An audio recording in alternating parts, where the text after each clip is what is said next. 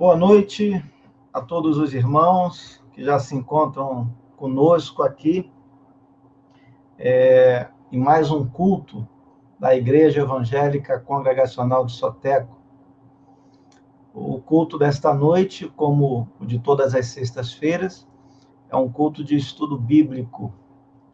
E eu quero, então, dar as boas-vindas aí aos nossos irmãos, aos nossos amigos, aqueles que já nos acompanham aí durante esses estudos online. Eu quero lembrar a todos que nós estamos voltando com as nossas atividades de maneira gradual. Nós começamos no primeiro domingo de agosto, num culto pela manhã. Nós, então, demos o reinício às nossas atividades. E durante o mês de agosto, nós ficaremos com as atividades presenciais restritas aos domingos. Então, os nossos cultos de quarta-feira, que é dedicada mais à oração, e os nossos cultos de estudo bíblico às sextas-feiras, continuarão, por enquanto, sendo realizados online, né, de forma virtual. E você é o nosso convidado, você é sempre bem-vindo, se você quiser estar conosco aí, nos acompanhando. Bom, eu quero aqui saudar especificamente aqui o nosso irmão Djalma e a sua família. Os irmãos também recebam aí a palavra do Senhor, recebam a bênção, né? Como a gente costuma dizer, são todos bem-vindos. E como hoje é um culto de estudo bíblico, querido, você tem a oportunidade de fazer a sua pergunta. Caso você tenha alguma dúvida, caso você se sinta à vontade para compartilhar aí a sua pergunta, a sua dúvida aqui no chat, aqui nos comentários, você pode ficar à vontade, tá bom? Porque eu vou ficar de olho também aqui nos comentários e, à medida que o estudo for se desenvolvendo, eu vou dando algumas pausas e vou esclarecendo, porventura, alguma dúvida que os irmãos possam ter, tá bom? Então, vamos orar nesse momento. Vamos orar. Quero que você ore comigo agora, a fim de que nós possamos invocar a presença do Senhor, pedir ao Santo Espírito de Deus a iluminação necessária para que nós possamos compreender a palavra de Deus, né? E que esse nosso congraçamento aqui, essa nossa reunião, possa realmente refletir o espírito cristão, possa realmente ser representativo da Igreja do Senhor aqui na Terra, e com isso o nosso Senhor Deus possa receber o nosso culto nesta noite. Tá legal? Então, se una agora a nós em oração nesse momento. Vamos orar. Senhor Deus, amado Pai, Rei dos Reis, Criador dos céus e da terra, que o teu nome seja louvado, tanto no céu quanto na terra. Que o teu nome seja louvado, tanto entre os anjos, como também entre os homens, porque tu és digno de receber a honra, a glória e o louvor pelos séculos dos séculos. Nós nos reunimos nesta noite como igreja, nós nos reunimos como os teus discípulos para poder prestar culto a ti. E ao prestarmos esse culto ao Senhor, queremos meditar na tua palavra, queremos aprender um pouco mais a respeito do que o Senhor nos diz, e queremos também que o teu Espírito edifique a nossa vida, transforme a nossa mente. Nós pedimos então a Deus que o Senhor nos ajude e que o Senhor nos receba em tua presença. Que o Senhor receba as nossas orações, que o Senhor receba os louvores que vamos entoar, que o Senhor esteja conosco, que o teu Espírito esteja operando no nosso coração, operando na nossa mente. Eu oro também por essas vidas que nos acompanham agora no Facebook, pela internet, que participam conosco deste estudo bíblico, deste culto a Ti. Eu não sei como a vida de cada um se encontra, mas eu peço, Deus, que Tu tenhas misericórdia de todos, que a Tua bondade alcance a família dessa pessoa que está nos assistindo, que a Tua graça atue de forma milagrosa na vida daqueles que, porventura, ainda não confessaram os seus pecados a Ti, ainda não se arrependeram, ainda não entregaram a sua vida em Tuas mãos, ó Pai. Que a Tua graça possa atuar milagrosamente na vida dessas pessoas. Eu oro também por aqueles que, por algum motivo, estão desviados da Tua casa, estão distantes da Tua presença.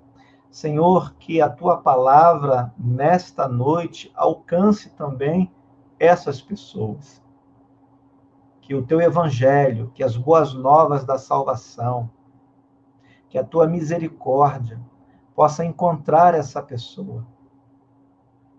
Que o Senhor tenha compaixão dessa alma que está fraca, dessa alma que está distante de Ti, e que Teu Espírito a faça retornar para os caminhos da santidade, para os caminhos da verdade, para os caminhos do Evangelho.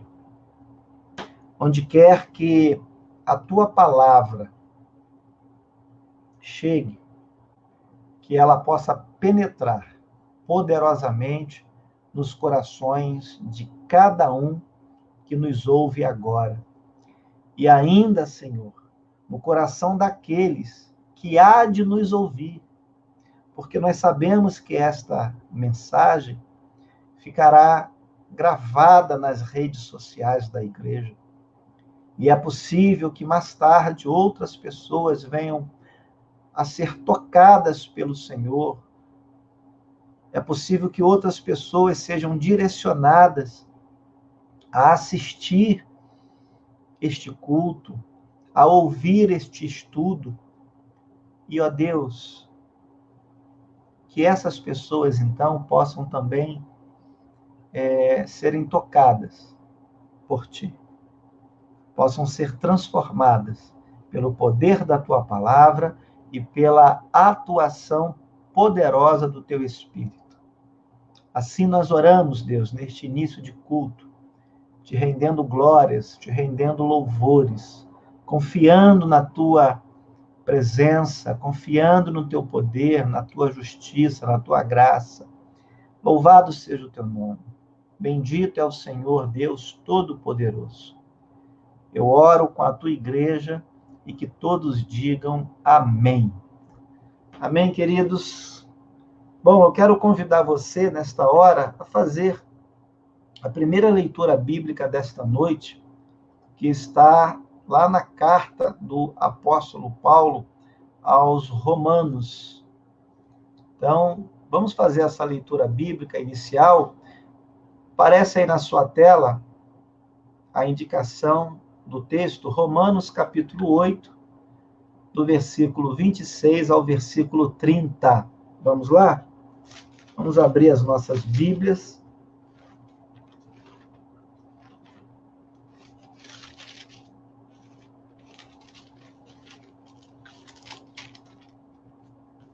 Olha aí, Romanos 8, verso 26 até o versículo 30. Eu vou ler aqui para vocês, queridos. Peço que todos me acompanhem aí, tá, atentamente, para o que diz a palavra do Senhor. Olha só, a palavra de Deus diz assim: também o Espírito semelhantemente nos assiste em nossa fraqueza, porque não sabemos orar como convém, mas o mesmo Espírito intercede por nós sobremaneira, com gemidos inexprimíveis. E aquele que sonda os corações sabe qual é a mente do Espírito, porque segundo a vontade de Deus é que ele intercede pelos santos. Versículo 28. Sabemos que todas as coisas cooperam para o bem daqueles que amam a Deus, daqueles que são chamados segundo o seu propósito. Porquanto, aos que de antemão conheceu, também os predestinou, para serem conformes à imagem de seu Filho, a fim de que ele seja o primogênito entre muitos irmãos. Versículo 30. E os que predestinou, a esses também chamou. E aos que chamou, a esses também justificou. E aos que justificou, a esses também glorificou. Então veja que o ministério do Espírito Santo é muito importante na nossa vida. E é por isso também que nós aqui queremos ressaltar a importância de estudarmos o Evangelho de João. Nós estamos terminando o capítulo 14, que fala sobre a importância do ministério do Espírito Santo, fala sobre a natureza do Espírito Santo também. Então, fique conosco, continue com a gente, tá? Para a gente poder terminar o capítulo 14. Ok? Bom, eu quero agora, então, chamar aqui a tela principal o nosso irmão Eduardo Bonates, juntamente com a sua família aí, a irmã Aninha, a sua esposa Aninha, e temos aqui também a nossa irmã, a querida Dona Lourdes, está aí conosco também, sempre acompanhando a família. Olha aí, família bonita aí, tem a Bia aí atrás, no fundo também, que bom. Então, Eduardo, vou deixar com vocês aí agora, para vocês nos conduzirem em louvor e adoração ao nosso Deus. Quero ver a Dona Lourdes cantando aí bem bonito. É a senhora mesmo, Dona Lourdes. É com vocês aí, gente. Deus abençoe aí. Obrigado pela mais uma oportunidade. Salve os irmãos com a paz do Senhor.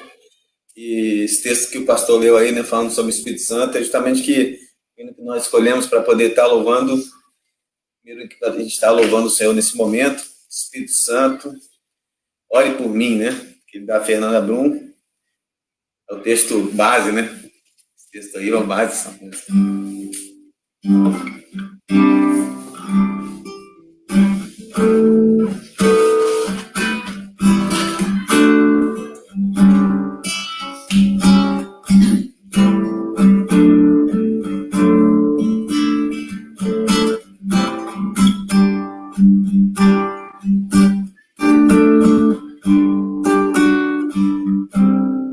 Espírito Santo,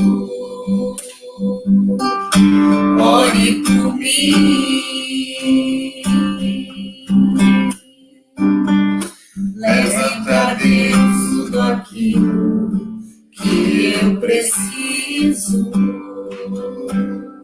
Espírito Santo, se as palavras que eu necessito usar, mas não consigo, me ajude nas minhas fraquezas, não sei como devo pedir. Espírito Santo, vem descer por mim.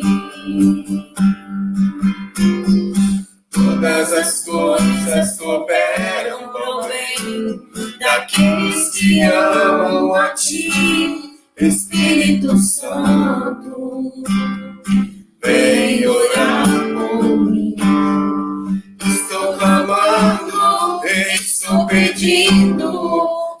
Deus sabe a dor que estou sentindo. Meu coração está ferido, mas o meu clamor está subindo. Estou clamando, estou pedindo. Só Deus sabe a dor que estou sentindo. Meu coração está ferido, mas o meu clamor está subindo.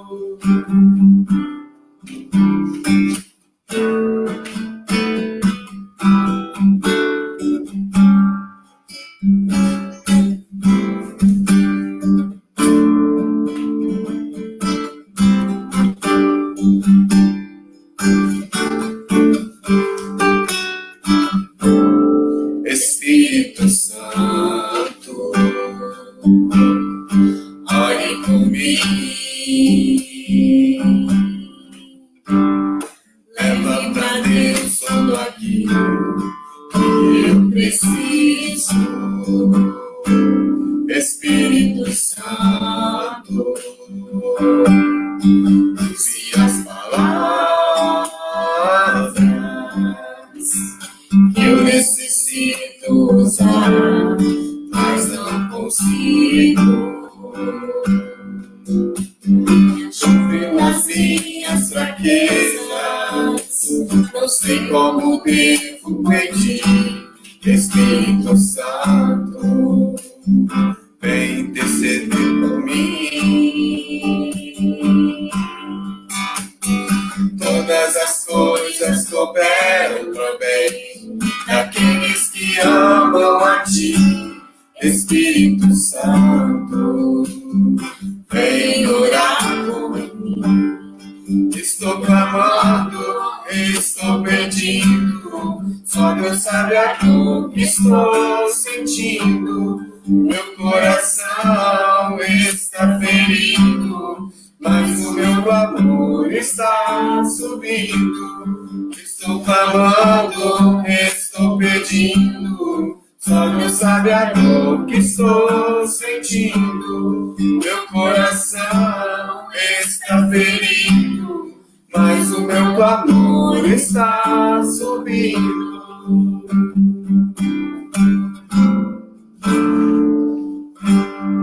Amém. Toda toda glória seja da nosso Pai. Deus.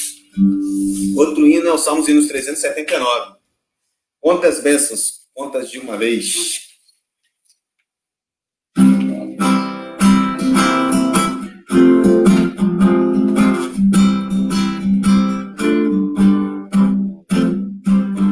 Se Davi das barbas procelosas são, se com desalento julgas tudo vão. Quantas muitas bênçãos dizes de uma vez, e verás surpreso quanto Deus já fez. Quantas bênçãos dizem quantas são, recebidas a divina mão. Vem dizê-las todas de uma vez, e verás surpreso quanto Deus já fez.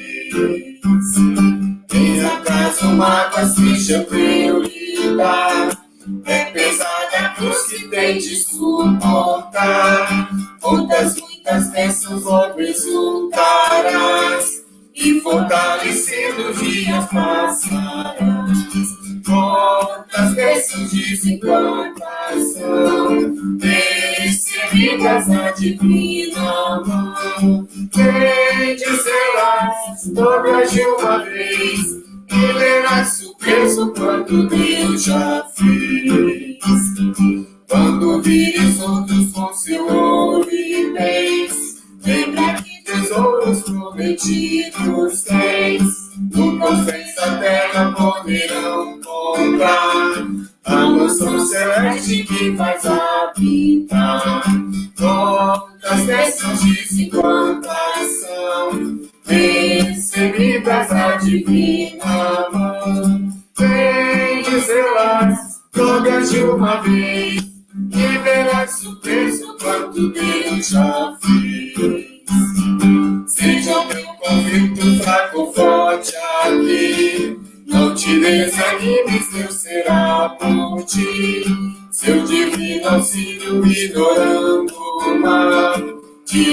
consolo e galatão fita, quantas bênçãos dizem quantas são recebidas na divina mão.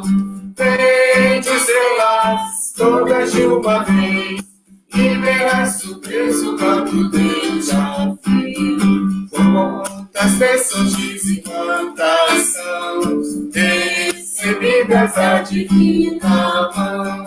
Vem dizê-las todas de uma vez e verás surpreso quanto Deus já fez. Amém. Glória a Deus. Bom, obrigado, irmãos, aí pelo apoio. Deus abençoe vocês. Vou mantê-los aqui na tela secundária, para que a gente possa, então, dar prosseguimento ao nosso culto e entrarmos, assim, na lição, né, no finalzinho do capítulo 14. Né? Fiquem por aqui conosco ainda.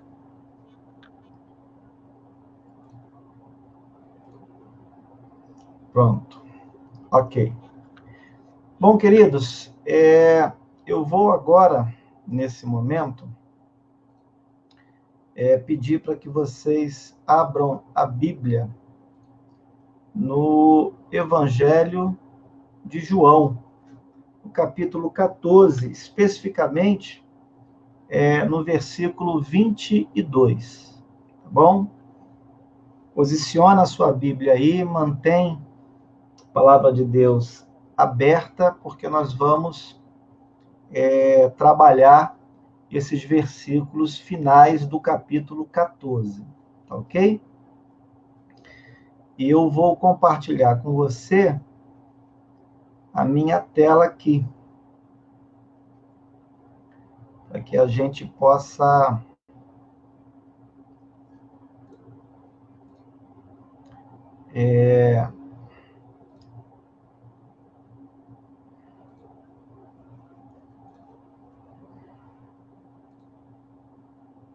Pronto, espera aí, só um minutinho, irmãos, que eu estou tentando compartilhar a minha tela aqui com vocês, tá bom?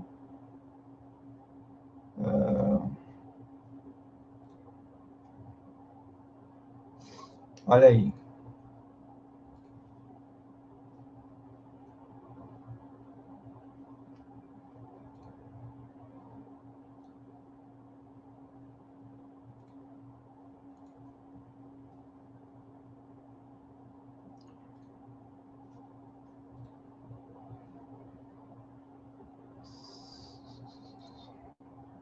Estou tendo um pouquinho de dificuldade aqui, irmãos, só para compartilhar a tela com vocês.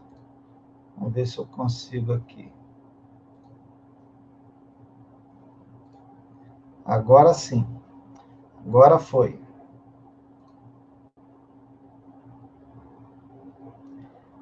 Olha aí. Pronto. Agora eu consegui compartilhar a minha tela com vocês. E vocês estão já observando aí, né, como eu disse, o Evangelho de João. Agora nos acertamos, tá? Lembrando que nós estamos em estudo bíblico. Então, se você sentir o desejo de fazer alguma pergunta, pode ficar à vontade, tá? Faça aí pelo chat, pelos comentários, que na ocasião oportuna eu posso parar e tentar responder. Se eu não souber, depois eu respondo. Tá legal? Bom, gente, então, vamos lá, né? Vamos começar aqui, ó.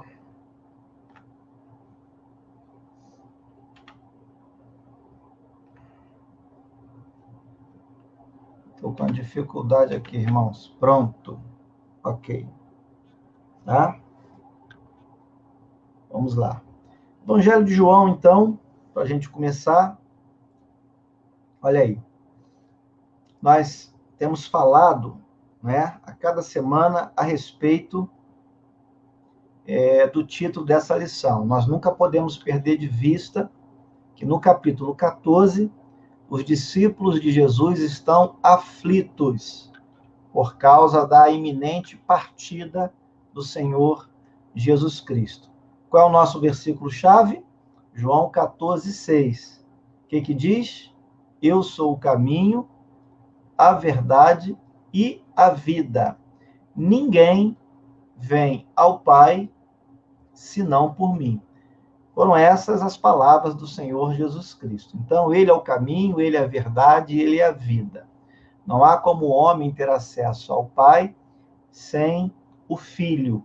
Então, se você ainda não tem o Filho, ore, ore ao Senhor, reconhecendo Jesus como o Filho de Deus, como o Senhor da sua vida e como o seu Salvador.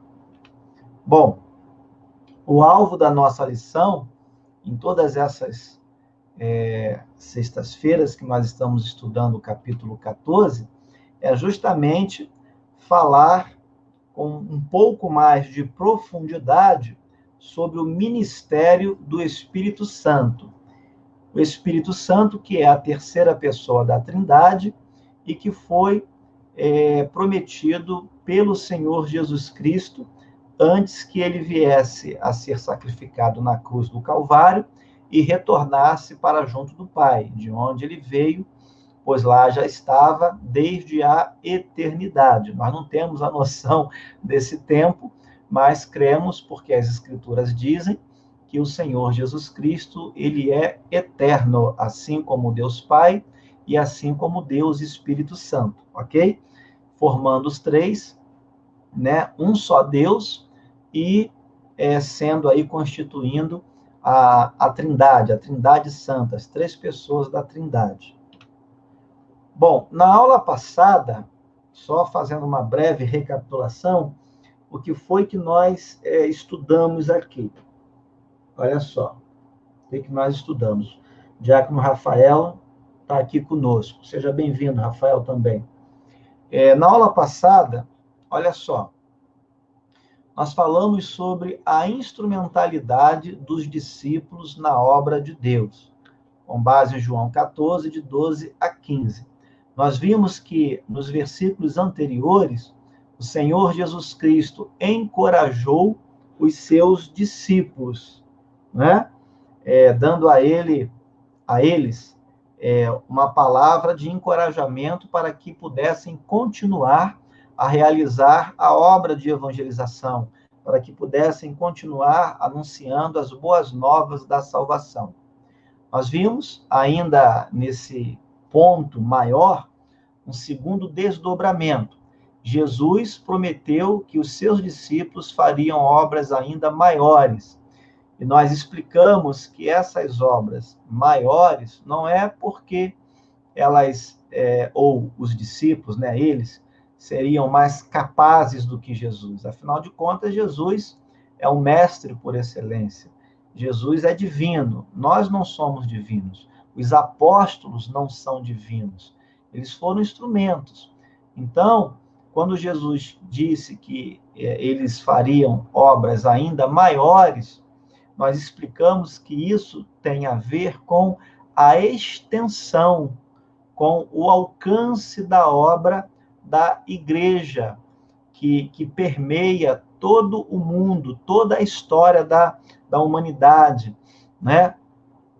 à medida que o povo de Deus foi se desenvolvendo, à medida que Deus foi trabalhando com o seu povo e as boas novas foram sendo anunciadas, o conhecimento de Deus foi chegando a cidades, a países, a comunidades, a sociedades, as pessoas foram crendo em Deus desde o Antigo Testamento. A gente fala muito, enfoca muito o Novo Testamento, porque realmente a igreja, como nós a temos concebido hoje, ela surge ali, ela surge em Jerusalém, ela surge ali em Atos, por exemplo, onde está o registro ali, enfim, ela é inaugurada, o Espírito Santo desce, mas nós vemos que desde o Antigo Testamento, Deus vem trabalhando com o seu povo e vem se fazendo conhecido em diversas culturas e em diversos povos. Mas, a partir do momento em que o Espírito Santo passa a habitar continuamente no homem, e aí isso só se dá realmente no Novo Testamento.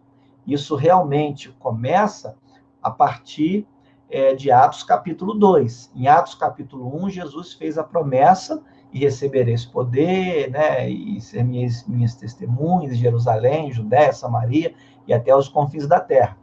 Então, a partir desse momento, é verdade, os discípulos ganham uma capacitação. Os discípulos são cheios do Espírito Santo.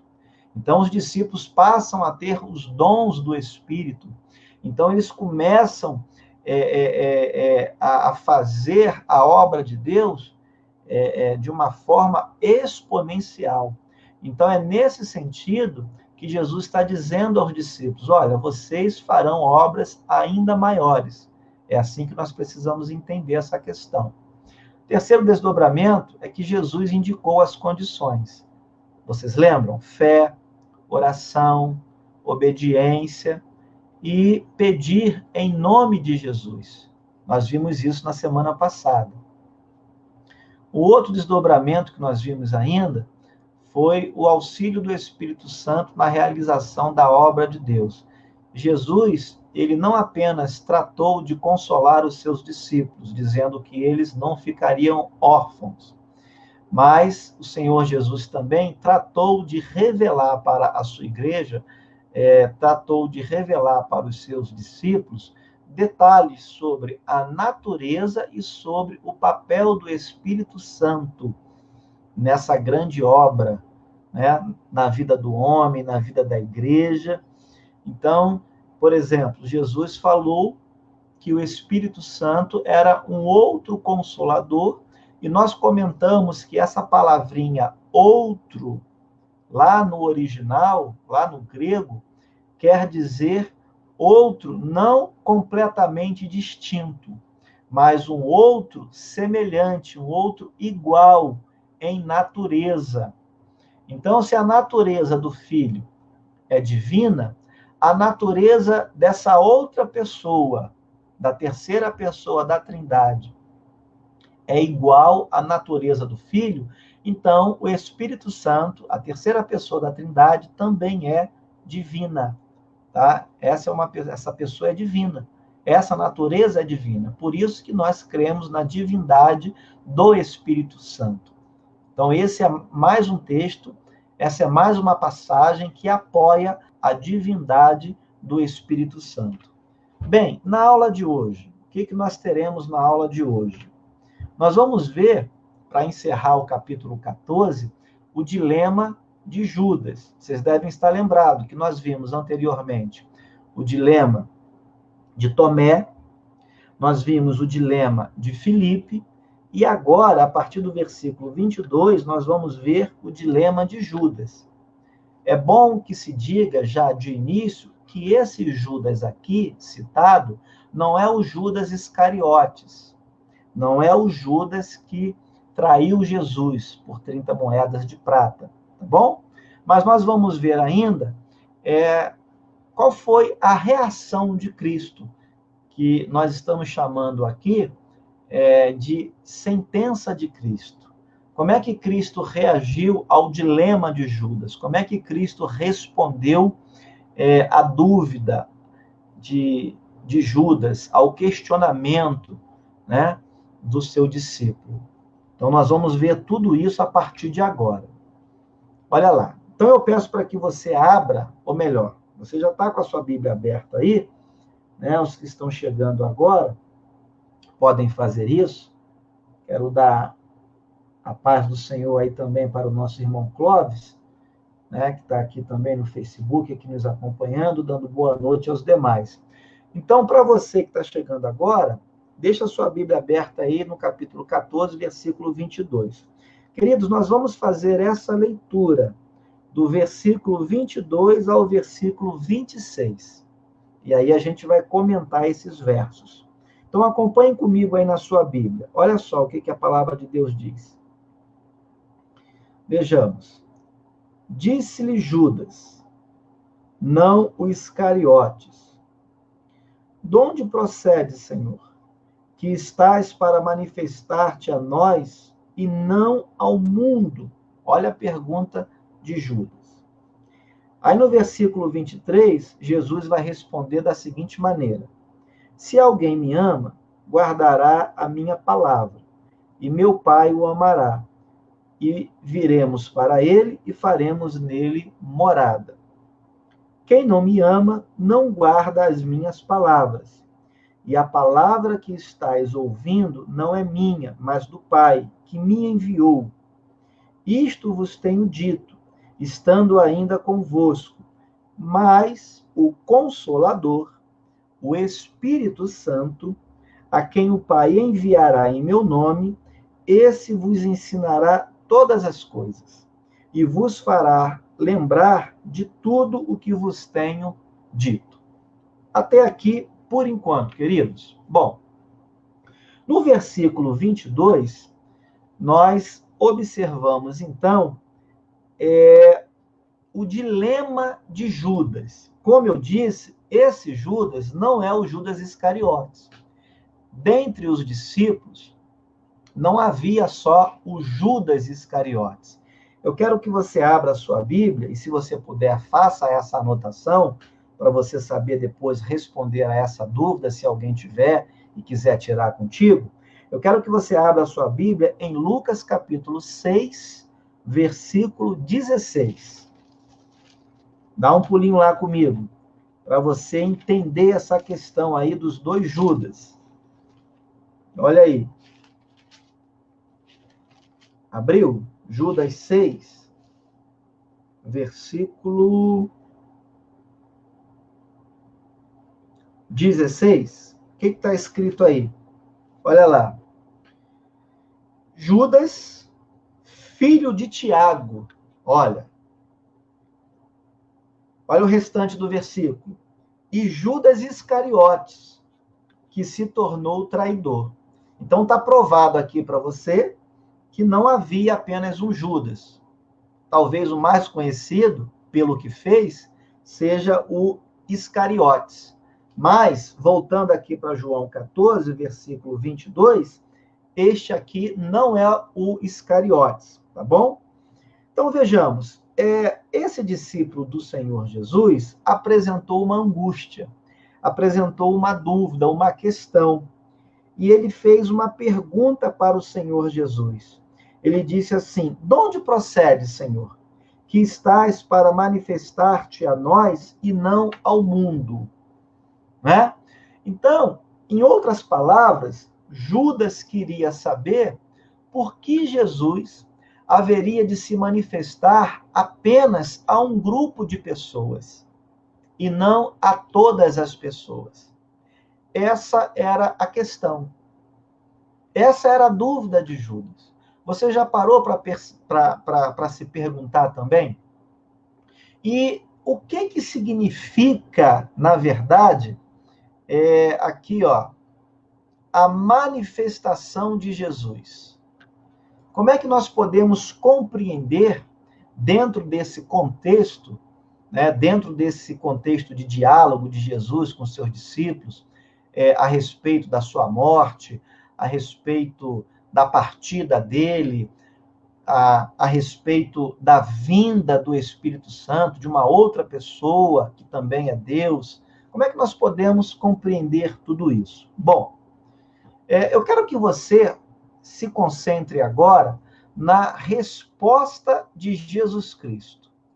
Quando o Senhor Jesus Cristo apresenta a sua resposta, nos versículos 23 e 24, Jesus faz uma distinção entre duas categorias de pessoas. Veja que Jesus já começa a separar o joio do trigo. Vamos ler novamente o versículo 23 e 24? Respondeu Jesus: se alguém me ama, guardará a minha palavra, e meu Pai o amará, e viveremos para ele e faremos nele morada. Quem não me ama, não guarda as minhas palavras, e a palavra que estás ouvindo não é minha, mas do Pai que me enviou. Então, repare que as duas categorias de pessoas apontadas pelo Senhor Jesus se constituem naquelas pessoas que obedecem à palavra e naquelas pessoas, ou naquele grupo de pessoas que não obedecem à palavra de Deus. É Jesus quem faz essa distinção nos versículos que nós acabamos de ler. E qual é a consequência na vida da pessoa que obedece à palavra de Deus? Nós temos que ter em mente que nós estamos falando de um contexto de evidência de salvação. Nós não estamos falando no princípio da salvação que é pela fé. Nós não estamos falando nisso, tá? Jesus está conversando com os seus discípulos a respeito de evidências de pessoas que amam a Ele. Como é que alguém pode demonstrar que ama a Cristo, que tem comunhão com Cristo? É nesse contexto que nós precisamos compreender a obediência à palavra. Então, as pessoas que dizem que são cristãs, as pessoas que dizem que são convertidas, as pessoas que dizem que são discípulos do Senhor Jesus Cristo, elas precisam evidenciar isso na sua vida com a obediência aos mandamentos de Cristo. E aí, Jesus falou enfaticamente que para essas pessoas há uma consequência maravilhosa. As pessoas que guardam a palavra de Jesus, as pessoas que obedecem aos mandamentos do Senhor, elas provam com a sua vida, com o seu testemunho, que verdadeiramente amam a Cristo. Qual é a consequência, então? A consequência é que Cristo vai amar essa pessoa. Cristo vai ter prazer na vida dessa pessoa. O relacionamento entre ela e Cristo vai ser um relacionamento harmonioso, vai ser um relacionamento frutífero, vai ser um relacionamento amoroso, prazeroso. E tem mais. Além dessa pessoa ser amada pelo Filho, essa pessoa também vai ser amada pelo Pai. Foi Jesus quem disse isso. O Filho e o Pai vão amar essa pessoa. Então veja que relacionamento maravilhoso. Como é prazeroso e como é consolador saber que nós somos alvo do amor do Filho e do amor do Pai. Mas ainda não acabou.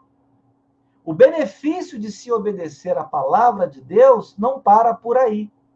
Jesus disse, olha só que coisa maravilhosa. Jesus disse nos versículos 23 e 24 que a pessoa que evidentemente o ama passa a ser tabernáculo de Deus, passa a ser santuário de Deus.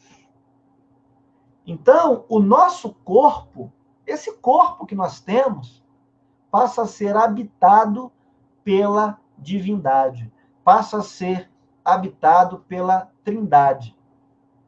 Jesus disse que ele e o Pai amariam essa pessoa que guarda a sua palavra, que obedece a sua palavra, e que o Espírito Santo passaria a habitar na vida dessa pessoa. Então, o contrário também é verdadeiro. Qual é o contrário? Olha, o contrário tem a ver com aquele outro grupo de pessoas que dão evidências que não amam a Cristo.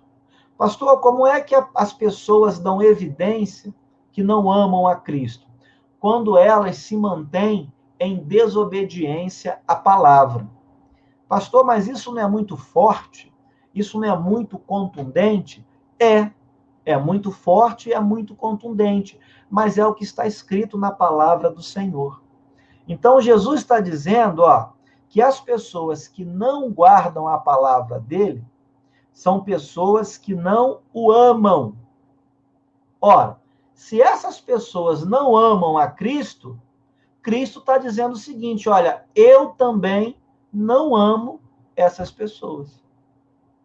Eu não tenho prazer na vida de quem vive de maneira desobediente.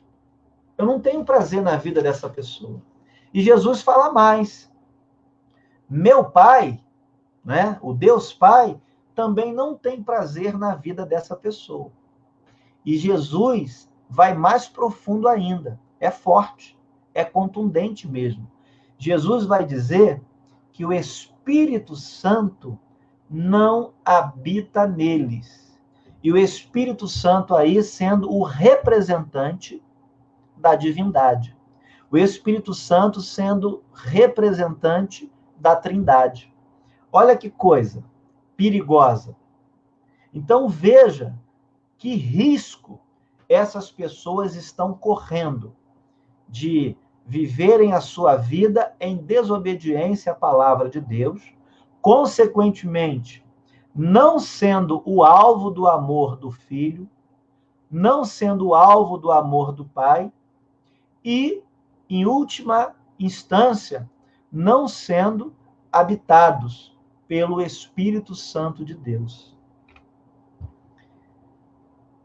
E aí, queridos, como é que nós então podemos compreender o que Jesus disse a respeito da sua manifestação? Ele disse que se manifestaria aos seus discípulos. Ele disse que se manifestaria àqueles que o amassem e que obedecessem a sua palavra. Como é que nós podemos compreender isso? Jesus, ele habita em nós e ele se manifesta em nós e por meio de nós através do Espírito Santo de Deus, através da terceira pessoa da Trindade. Eu quero demonstrar isso para você lendo uma passagem das Escrituras que está em 1 Coríntios, capítulo 6, do versículo 18 ao versículo 20. Eu quero que você abra comigo, por favor. Vamos até essa passagem. Vejamos o que o apóstolo Paulo está ensinando aqui a respeito da habitação do Espírito Santo na vida dos que amam a Cristo, na vida dos que obedecem ao Senhor. Paulo, então, diz o seguinte, 1 Coríntios 6, a partir do versículo 18. Fugir da impureza. Qualquer outro pecado que uma pessoa cometer é fora do corpo. Mas aquele que pratica a imoralidade peca contra o próprio corpo. Paulo está falando de um tipo específico de pecado. Um pecado de conotação sexual. Pecado da impureza sexual. Pecado da imoralidade. Mas perceba que a preocupação do apóstolo Paulo tem a ver com o corpo. Por quê? Por meio da relação sexual, o homem se une a uma mulher. E aí Paulo, preocupado com o corpo, né, com esse corpo físico realmente que nós temos, Paulo vai falar o seguinte, olha, a minha preocupação para que vocês resguardem o corpo de vocês é porque o corpo de vocês é templo do Espírito Santo de Deus. Em vocês, o Espírito de Deus habita. Aí Paulo vai dizer no versículo 19 o seguinte, acaso não sabeis que o vosso corpo é santuário do Espírito Santo, que está em vós, o qual tendes da parte de Deus, e que não sois de vós mesmos, porque fostes comprados por preço. Agora, pois, glorificai a Deus no vosso corpo. Então, perceba que a preocupação do apóstolo Paulo para que os coríntios evitassem o pecado sexual, o pecado da imoralidade sexual, tinha a ver com a preservação daquilo que agora é o templo do Espírito Santo. Então, o nosso corpo tem muito valor. Às vezes a gente acha que Deus só está de olho no nosso coração. Não, querido.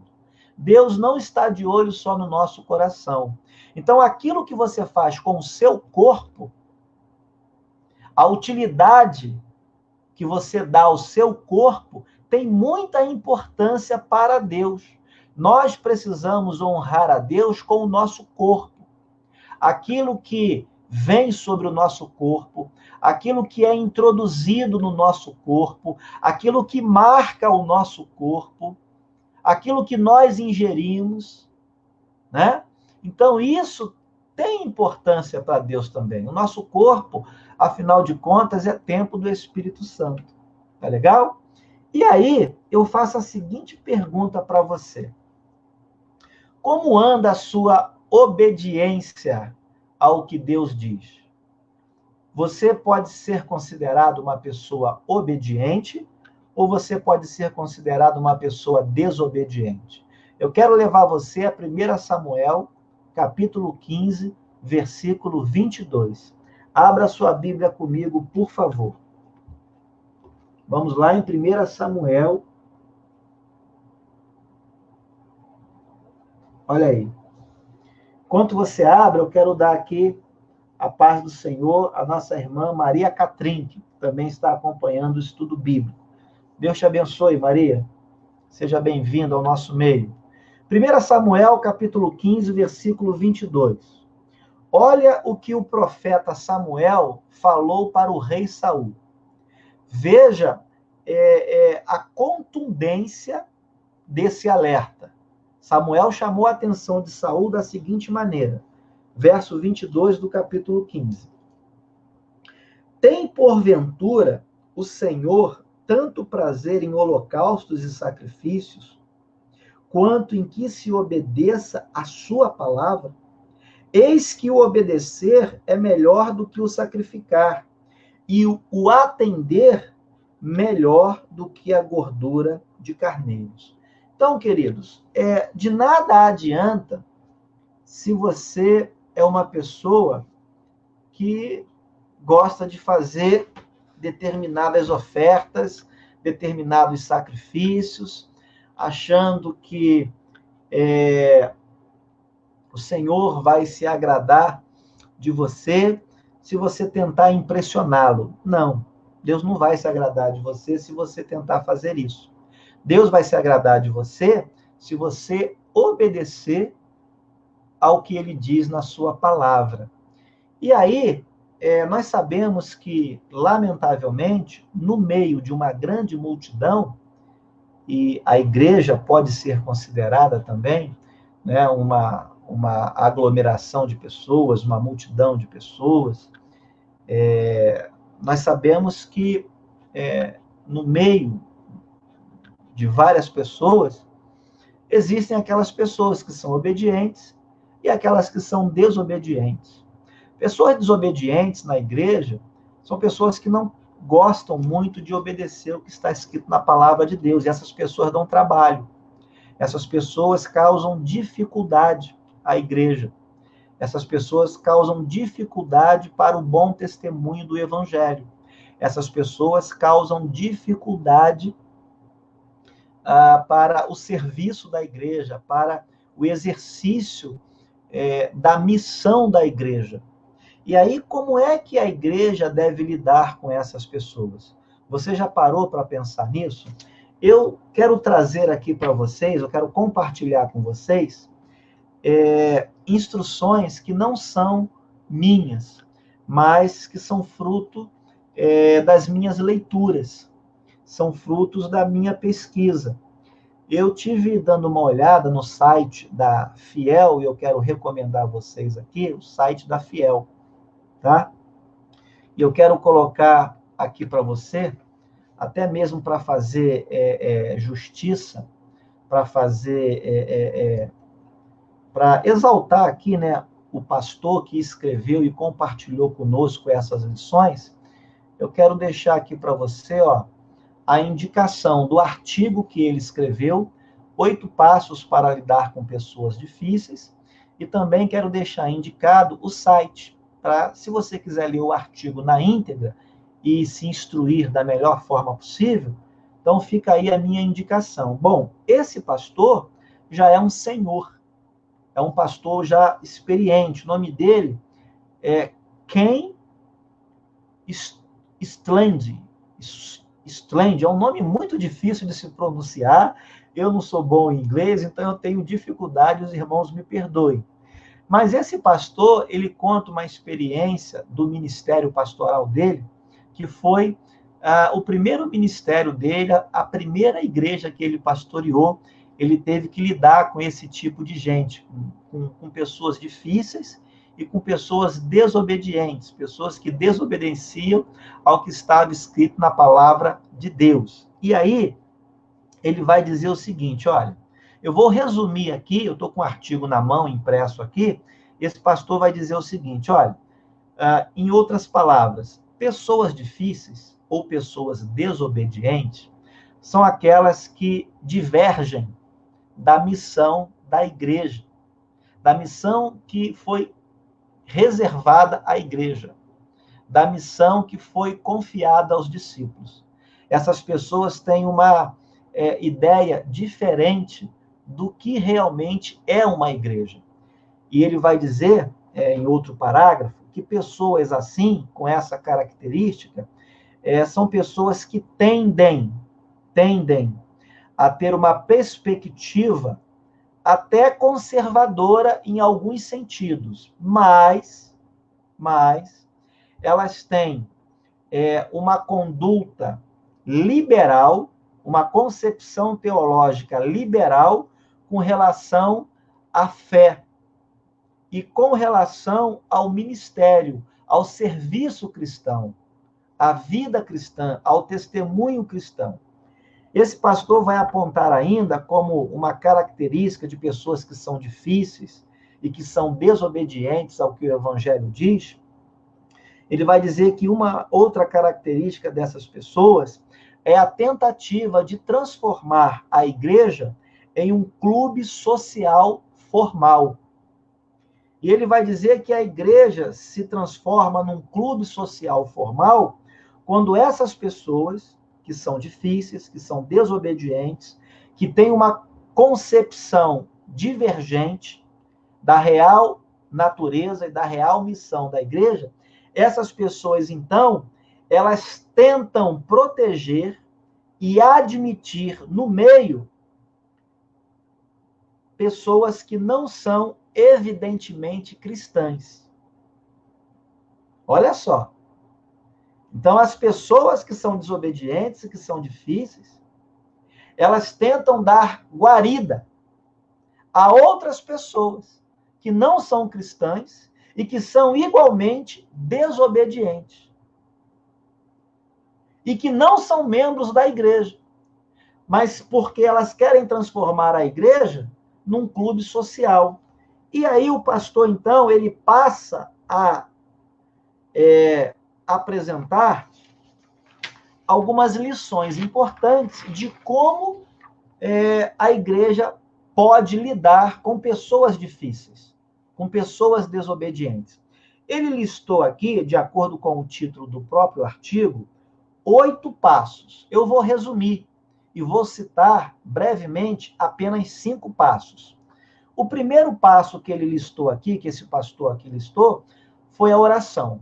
Ele diz assim, olha, nós devemos entregar essas pessoas a Deus em oração e também a obra do Espírito Santo. Aí ele vai explicar o seguinte, orar não é pedir que seja feito do meu jeito, mas que seja feito do jeito de Deus. Então, o primeiro passo, orar pela vida dessas pessoas. Segundo passo, para a igreja lidar com essas pessoas. Trabalhar com aqueles que verdadeiramente amam ao Senhor. Ou seja, deixar essas pessoas, meio que de escanteio.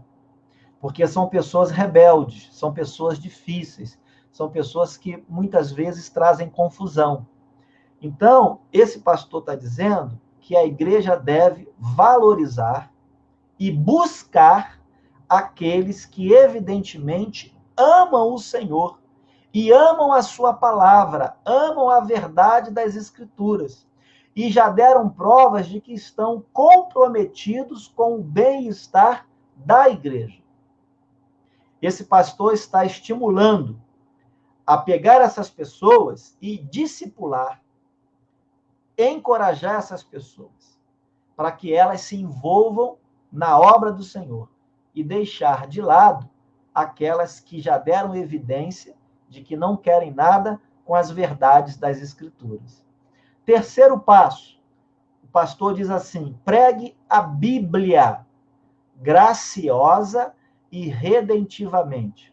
Ele explica que a pregação cuidadosa, atenciosa e criteriosa tem um grande potencial de ajudar pessoas difíceis a amadurecerem na fé e a crescerem em piedade. E a pregação também edifica aqueles que têm um profundo comprometimento com a verdade de Deus. Então a igreja tem que pregar a palavra, o pastor tem que pregar a palavra. Já falei para vocês diversas vezes, uma igreja que diminui o tempo da palavra, uma igreja que não gosta da pregação. Já falei que um crente que não tem amor à Bíblia, a estudar a Bíblia, é um crente precário. É uma pessoa que tem uma fé precária. É uma igreja que está prejudicada espiritualmente falando. Está fraca. Quarto passo. Falei que ia dar 5. Esse pastor diz assim: seja honesto, mas discreto. O que ele está dizendo aqui? Esse pastor está dizendo o seguinte: olha, a igreja tem que estar disposta a humildemente confrontar essas pessoas. Veja, ele está dizendo que a igreja deve confrontar essas pessoas, que evidentemente são desobedientes ao que a palavra de Deus está dizendo. Pessoas que não querem admitir para a sua vida as verdades do Evangelho. Pessoas difíceis dentro da igreja. Esse pastor experiente está dizendo que a igreja tem que confrontar essas pessoas de maneira humilde, mas de maneira honesta e sincera. Ele está dizendo que a igreja tem que fazer isso na esperança, anote aí, de que elas mudem de vida, mudem de comportamento ou então vão embora. É duro, né? Mas é o que ele está dizendo. A igreja tem que confrontar essa pessoa, ou essas pessoas, na esperança de que elas mudem. Ou então que elas vão embora. Porque, evidentemente, não querem obedecer ao que está escrito na palavra de Deus. Então, ali não é o lugar delas. As pessoas que, evidentemente, não querem obedecer à palavra de Deus, as pessoas que se colocam em oposição ao que a palavra de Deus diz, essas pessoas precisam ser confrontadas. E aí ele diz o seguinte, ó, a igreja deve fazer isso com pessoas de confiança, né? Ele diz que o pastor tem que fazer isso, preferencialmente com um outro líder de confiança ao seu lado, para evitar depois a fofoca, o disse-me-disse, uma palavra contra a outra, para que a verdade seja estabelecida, para que depois não haja, né, aquela fofoca, aquele, não, você não falou isso, não, você não quis dizer isso, e aí vira uma confusão danada no meio da igreja. Então, são essas 5 lições. Não, falei 4. A quinta e última, ele diz assim, seja paciente. Um pouco de paciência, um pouco de longanimidade também não faz mal a ninguém. Ele diz isso porque ele enfatiza, Deus também é paciente, Deus é longânimo. Então ele diz o seguinte, olha, que nós, individualmente, somos apenas parte do plano de Deus. Nós somos parte da igreja. Nós sozinhos não somos a igreja. Nós estamos ali para cooperar com os planos de Deus, para cooperar com a igreja. Então, pode ser que dentro de mais algum tempo haja uma mudança.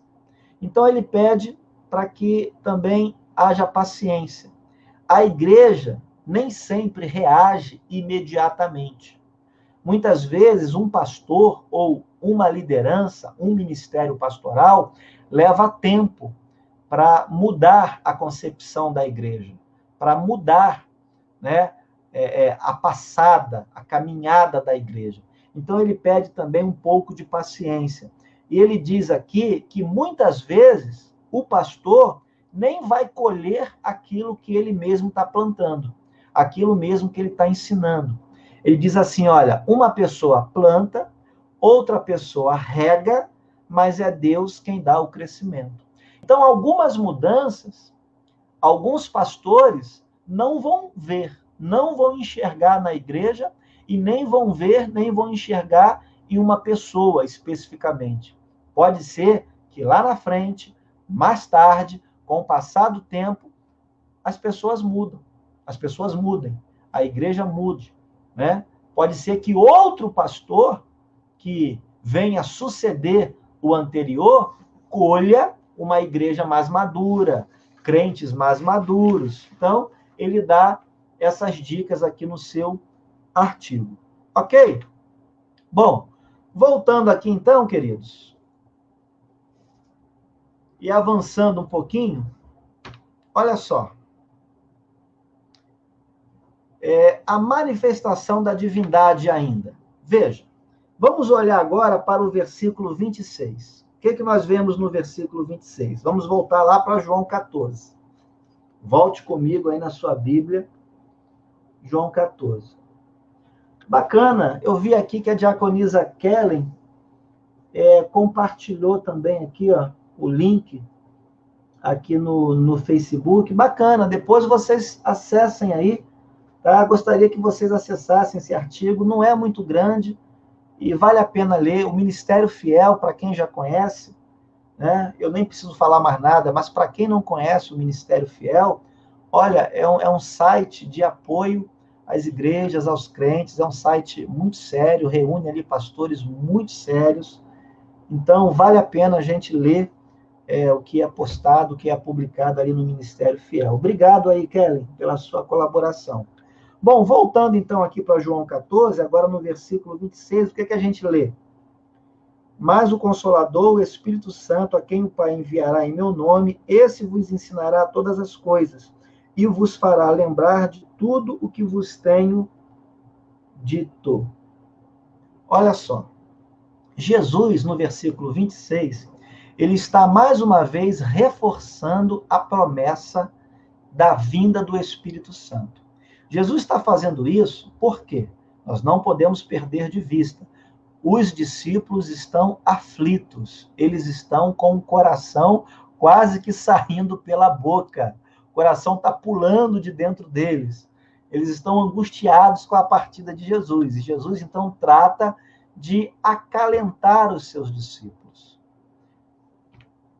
O que mais que a gente pode depreender do versículo 26? Olha só. Jesus, além de reforçar essa promessa, ele vai revelar mais uma tarefa do Espírito Santo. Preste bem atenção no papel do Espírito Santo, que Jesus descreve aqui no capítulo 14. Olha só. De acordo com o versículo 26, o Espírito Santo é intérprete e instrutor das Sagradas Escrituras. É por isso que o homem natural não pode compreender as verdades de Deus. Ele tem essa dificuldade de entender aquilo que a Bíblia Sagrada revela acerca do Pai, acerca do Filho e até mesmo do próprio Espírito. O Espírito Santo é a pessoa da Trindade que capacita o homem natural a se tornar homem espiritual. É a pessoa da Trindade que regenera o homem, que muda a disposição da mente, que muda a disposição do coração do homem. Foi o Espírito Santo quem inspirou os profetas para que eles pudessem profetizar. Foi o Espírito Santo quem inspirou os apóstolos para que eles pudessem doutrinar as igrejas, para que eles pudessem escrever as cartas, para que pudessem escrever os evangelhos. Foi o Espírito Santo que inspirou outras pessoas, né? Então, nós podemos provar isso na própria Bíblia? Podemos. Vamos abrir a nossa Bíblia em 2 de Pedro. Abre aí em 2 de Pedro, capítulo 1, verso 20 e verso 21. Acompanha comigo o que está escrito aqui. Olha aí. Segunda carta do apóstolo Pedro, capítulo 1, versículo 20. A Bíblia diz assim: sabendo, primeiramente, isto, que nenhuma profecia da Escritura provém de particular elucidação. Olha o verso 21. Porque nunca, jamais, qualquer profecia foi dada por vontade humana. Entretanto, homens santos falaram da parte de Deus, movidos pelo Espírito Santo. Então, isso nos ajuda a compreender o que Jesus quis dizer aos seus discípulos, lá em João 14, verso 26. Vamos voltar para o Evangelho de João? Eu quero reler o versículo 26.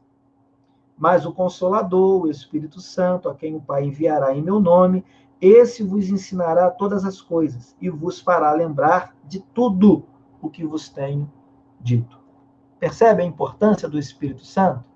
Eu quero ler com você ainda 2 Timóteo, capítulo 3, versículo 16.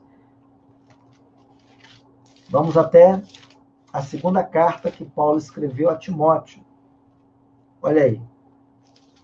Olha o que o apóstolo Paulo diz. Veja que os próprios apóstolos estão em acordo quanto a essa tarefa do Espírito Santo. Olha o que Paulo vai dizer agora a respeito do papel do Espírito Santo. 2 Timóteo 3,16. Toda a Escritura é inspirada por Deus e útil para o ensino, para a repreensão, para a correção, para a educação na justiça. Eu quero ressaltar aqui o início do versículo. Toda a Escritura é inspirada por Deus. Tem gente que nega a inspiração da Bíblia.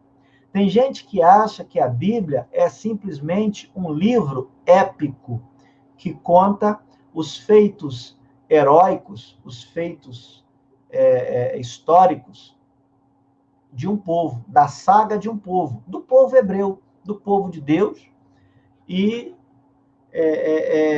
os fatos ali, as situações, e algumas narrativas, alguns intérpretes, alguns estudiosos da Bíblia, chegam a dizer que não passam de mito, de invenção, para sustentar a crença do povo da antiguidade. Então veja que os apóstolos combatem essa ideia. Paulo está dizendo que toda a Escritura é inspirada por Deus. Quem é a pessoa da Trindade responsável por essa tarefa, por esse papel, de inspirar as pessoas, de trazer iluminação, de trazer compreensão, a interpretação adequada, né? Quem é essa pessoa da Trindade? É o Espírito de Deus. Eu quero ler com você agora 1 Coríntios, capítulo 2. Vamos abrir. Nós estamos estudando a Bíblia, então é natural que nós tenhamos que abri-la várias vezes. E eu gostaria que você fizesse isso comigo. Tá? 1 Coríntios, capítulo 2, do versículo 12 até o versículo 15. Você já abriu? Olha aí.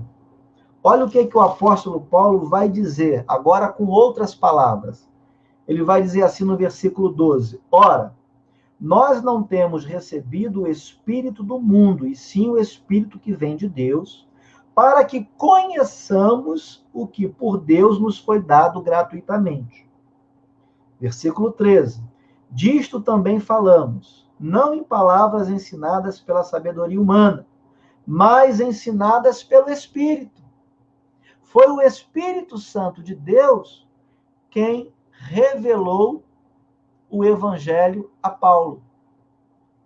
Quem comunicou verdades espirituais que o homem natural não conhece e nem poderia conhecer, foi o Espírito que comunicou tudo isso aos homens, aos profetas. Se eles profetizaram, se eles fizeram predições sobre o futuro, por exemplo, se o livro de Apocalipse foi revelado a João, é o Espírito Santo que estava atuando na vida de João, dando a ele condições de compreender tudo aquilo que estava sendo mostrado. Olha o versículo 14. Ora, o homem natural não aceita as coisas do Espírito de Deus, porque eles são loucura, e não pode atendê-las porque elas se discernem espiritualmente. Porém, o homem espiritual. Quem é o homem espiritual? O homem espiritual é aquele que tem dentro de si o Espírito Santo. O homem espiritual é aquele que foi regenerado. O homem espiritual é aquele cujo espírito foi reavivado pela atuação do Espírito Santo de Deus. Esse é o homem espiritual. O homem espiritual é aquele que teve a sua mente transformada. Olha o que Paulo vai dizer no verso 15. Porém, o homem espiritual julga todas as coisas, mas ele mesmo não é julgado por ninguém. Verso 16, avançando um pouquinho. Pois quem conheceu a mente do Senhor que o possa instruir? Nós, porém, temos a mente de Cristo. Como que nós temos a mente de Cristo? Como é que a nossa mente se harmoniza com a mente de Cristo? Naturalmente, isso é impossível. Só mesmo por intermédio da atuação do Espírito Santo na nossa mente é que nós podemos compreender as verdades de Cristo, as verdades de Deus, as verdades das Escrituras. Ok?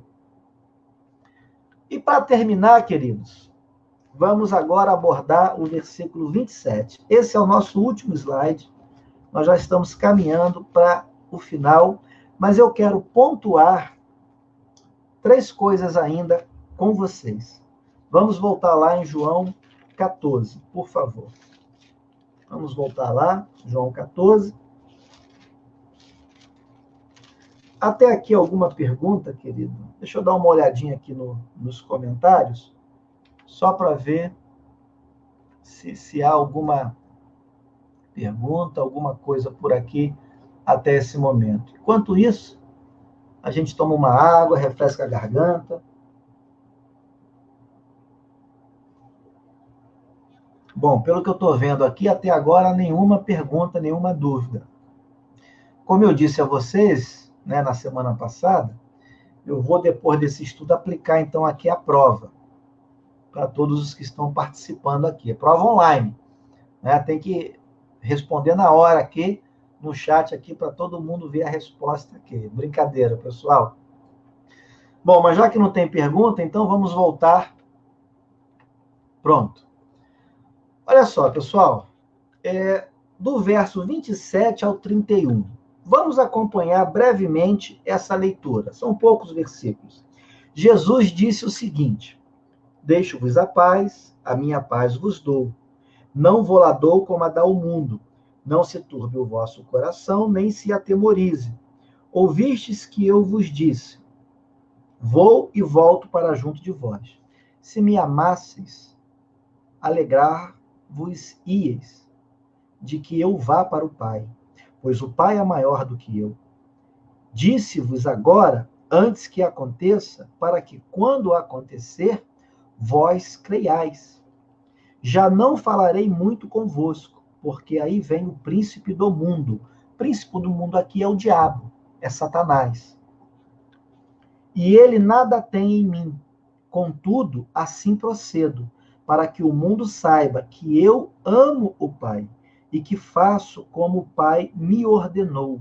Levantai-vos, vamos daqui. Bom, a primeira coisa que nós podemos compreender aqui. Olha a Bruna. A Bruna ela é a minha incentivadora. A Bruna está dizendo aqui, pastor, está arrasando, está dando para entender, tá? Mas não precisa colocar prova, não. Tá bom, Bruna, não vou colocar prova, não. Mas que bom que vocês estão entendendo, pessoal. Esse é o nosso objetivo. Nosso objetivo é interagir aqui com vocês e tornar a Bíblia, né, clara, né? Tornar as Escrituras assim, serena, fácil de poder ser compreendida por qualquer pessoa. Bom, então, vejamos aqui. Nos versículos 27, 28 e 29, nós vemos mais uma vez a serenidade de Cristo, em contraposição à aflição dos discípulos. Os discípulos normalmente são sempre aflitos, né? Vivem sempre ansiosos. Você vive ansioso? Você é ansioso? Você vive angustiado? Olha a diferença de Cristo, olha a diferença do nosso Senhor. Ele está sempre sereno, ele está sempre tranquilo. Agora, por que que Cristo está sempre sereno? Por que que Cristo está sempre tranquilo? Bom, porque ele sabe o que ele faz. E, além disso, ele sabe também por que faz. Repare que Jesus, ele tem a plena convicção de que o que ele está fazendo é obra de Deus. Ele pode descansar, porque ele sabe que, ainda que ele venha a morrer, ele vai ressuscitar. E ele vai continuar na eternidade. Ele vai continuar junto ao Pai. Então, por que que ele poderia se desesperar? Não, ele não se desespera. Ele sabe que o que ele tem que fazer, por pior que seja, humanamente falando, né?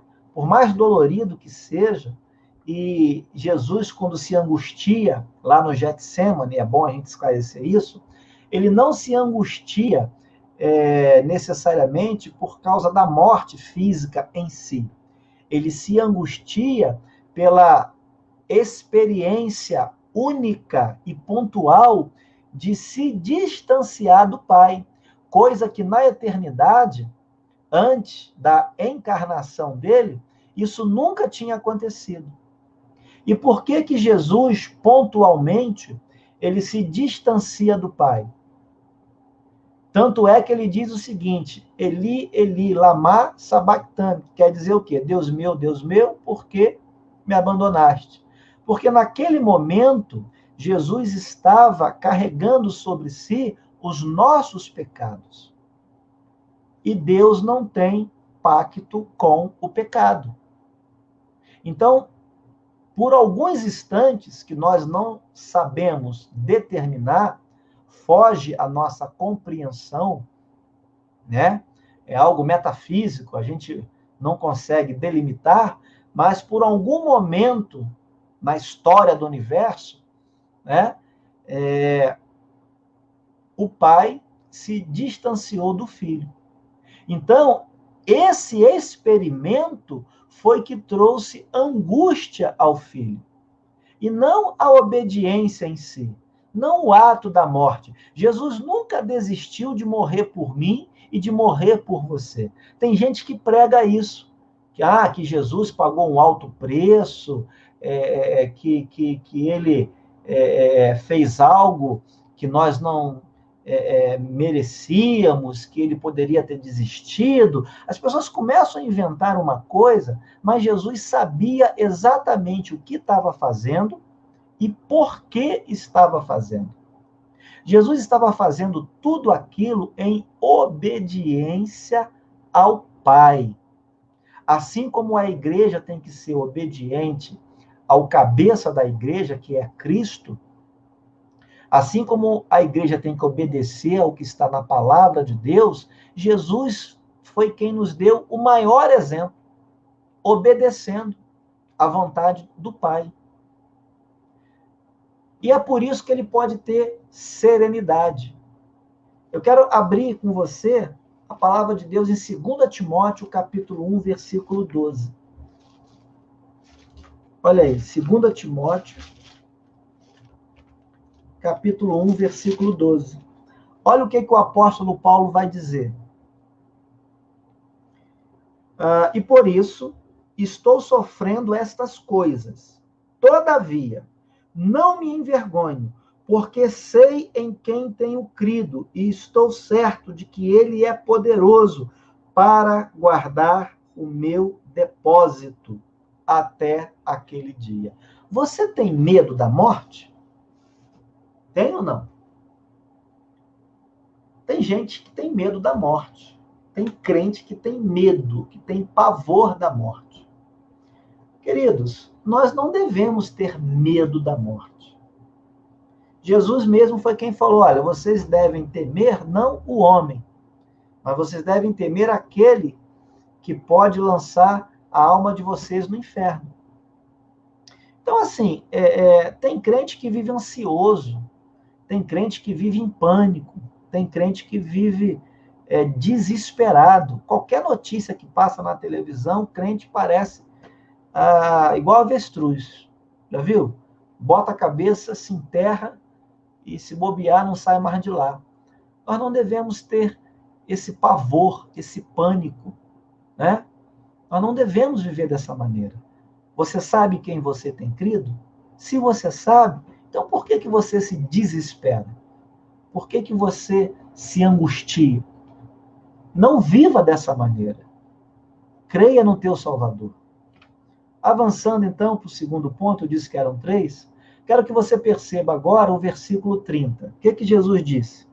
Já não falarei muito convosco, porque aí vem o príncipe do mundo e ele nada tem em mim. Queridos, tem que ficar muito claro para você e para mim. O diabo nunca exerceu autoridade ou influência sobre a vida de Cristo.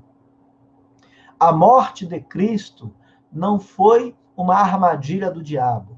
A morte de Cristo não foi uma cilada do diabo. A morte de Cristo foi providenciada pelo Pai e foi assumida pelo próprio Filho. O diabo até tentou impedir. Veja a contradição. O diabo foi quem tentou impedir que Cristo chegasse até a cruz.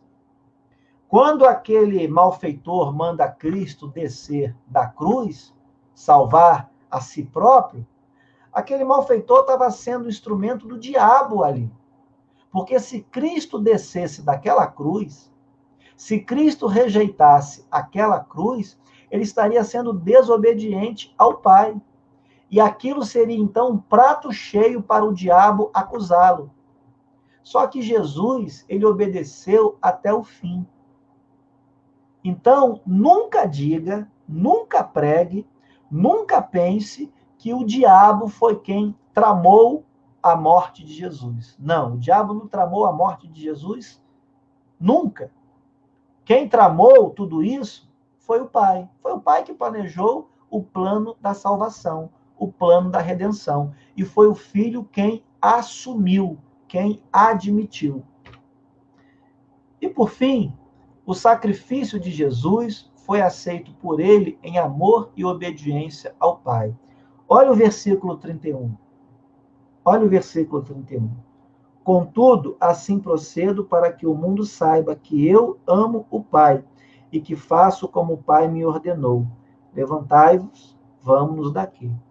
Queridos, eu já disse para vocês e repito, nesta lição, o que deve ficar evidente? Entre outras coisas.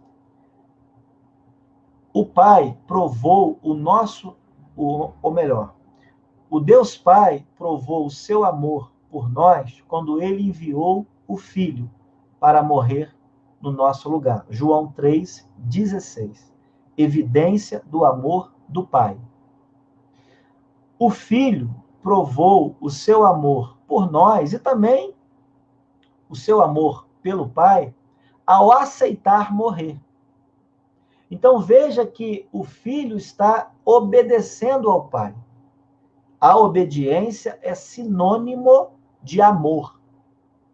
Você está valorizando a pessoa a quem você obedece. E como é que nós devemos evidenciar o nosso amor a Cristo? Já falei isso aqui tantas vezes. Obedecendo aos mandamentos dele. Ok, queridos? Então, para concluir, eu quero ler com vocês esse pequeno parágrafo aqui. Preste atenção. O que nós podemos aprender com o estudo do capítulo 14 do Evangelho de João? Nós aprendemos que a divergência de propósitos, eu quero aqui ressaltar, a divergência de propósitos pode gerar dilemas entre as pessoas.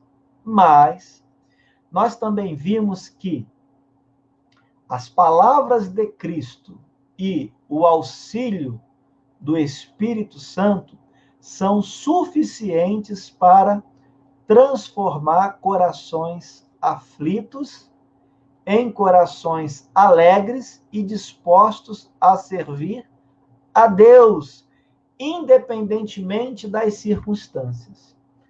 Guarde isso no seu coração, querido, tá? E que Deus o abençoe, tá bom? Bem, eu vou tirar aqui, tá? Vou voltar aqui para a tela cheia e quero agradecer a você por ter nos acompanhado até esse momento aqui de conclusão do capítulo 14. Na próxima semana, se Deus permitir, nós daremos abertura aqui, daremos início ao capítulo 15. Tá bom? Alguma pergunta aqui nesse final? Ou nós podemos orar, finalizando o nosso estudo bíblico? Lembrando, queridos, que esse estudo bíblico vai ficar disponível nas redes sociais da igreja, especialmente o Facebook e o YouTube. Nossa irmã Vivian está cuidando dessa tarefa e ela vai também disponibilizar esse vídeo, esse estudo, nessas duas redes sociais. E para quem quiser ter em PDF os slides utilizados nesse estudo, basta acessar o site da nossa igreja. Ele fica lá disponível para todo mundo. Ah, pastor, mas eu não sou membro da igreja. Eu posso acessar o site? Eu posso baixar os estudos bíblicos? Pode. Os nossos PDFs ficam na parte aberta do site. É público. Você pode acessar e baixar os PDFs com os slides para depois fazer as suas anotações, fazer os seus rabiscos aí, as suas complementações. E se você quiser também usar em uma exposição, em uma aula, em uma pregação, fique à vontade. O que nós queremos é que o nome de Deus seja glorificado. Tá legal? Deus abençoe vocês. Então, vamos orar e vamos finalizar esse estudo bíblico. Senhor, muito obrigado por esse momento que pudemos passar aqui unidos, estudando a Tua palavra, cantando louvores a Ti e sendo ministrados, sobretudo, pelo Teu Santo Espírito.